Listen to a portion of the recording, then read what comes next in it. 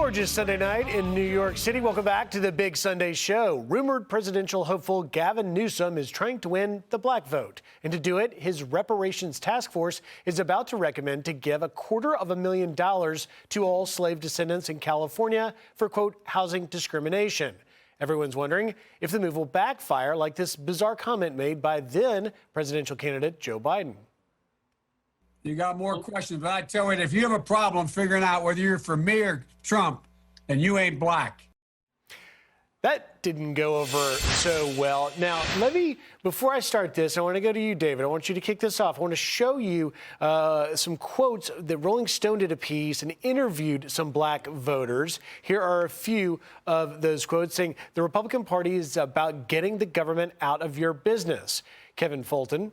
And then this one, we're feeling like we haven't gotten enough, like we give the Democrat Party a lot and we feel like we don't get enough, said James. In this one, I see the Republican Party as symbolically making the statement, you have to pull yourself up by your bootstraps. Everybody has boots, said Dwayne.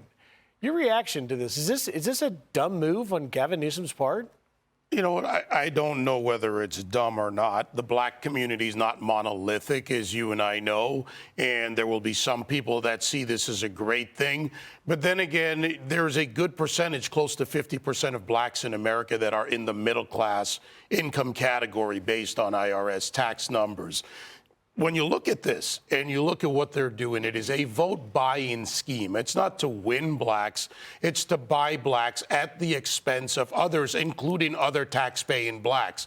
Where does $569 billion come from, which is larger than the single-year expenditure of $512 billion? Let me show them. So you see the entire expenditures in 2021 for California, $512.8 billion, compared to the estimated $569 billion, which is what would happen if you gave the 2.5 million black California residents $223,000 each. I averaged this out, and let's say that all the states went all in on this. At about $300 million per state, you're talking $15 trillion. This is ridiculous. This is a play, and frankly, the soft bigotry of no expectations. I'm black, not a victim. The hard bigotry of if you're black, you don't get anything else. I would ask anyone, black, white, or whatever, male or female, to tell me not what the Democrats have promised, but what they have delivered for the black community. See, there it is, the deliverables. Is it policy? Is it economic policy, education policy? Is it a chance or an opportunity to get ahead?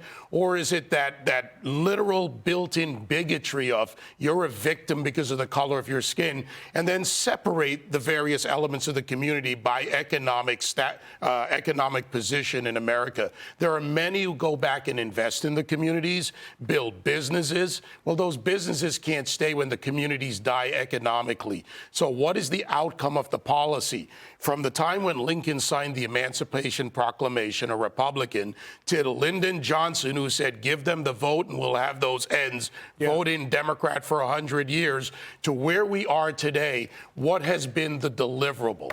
Okay, so Nicole, you're a doctor, you like data. We just gave you the financial data, and if you brought it out, Hakeem Jeffries, the minority leader, says he wants to take a look at studying this sort of thing. Would this be a terrible economic idea? Well, Governor Newsom always reminds me of Oprah. He's always promising a lot of free things to people, whether it's access to health care for illegal immigrants or now talking about this. But I want to get back to the idea of reparations. Like, this idea is emotionally appealing, but it's fundamentally flawed. And it's flawed in the sense that who gets to decide who gets these reparations? Because let's be honest, blacks are not the only ones with a history of racist oppression here in the United States. And what about blacks who make a certain income, who make tens of millions of dollars? How are we doing this? Like, let's look particularly at California. Gavin Newsom said this is to help them with housing.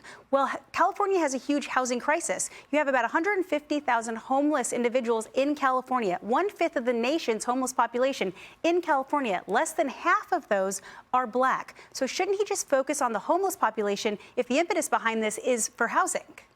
Well, yeah, let me just say that there is one reason for this, and that is to consume the air, to suck all the air out of the room during a presidential election season. This will be the discussion not the Democrats destroying the economy in this country, if not affecting the economy in the rest of the world. If you want to have people be lifted up financially, fix the economy. Discuss what the Democrats have done to every community, but especially communities on the fringe who are suffering economically, and people of color, urban area individuals, Black Americans, women, all people of color in this country. He doesn't want to discuss what California's done to destroy those lives. He wants to, and this is the ultimate in racism and sexism and homophobia, is this idea that you can buy the votes of Black people. Who told him that you can buy these people and buy their support?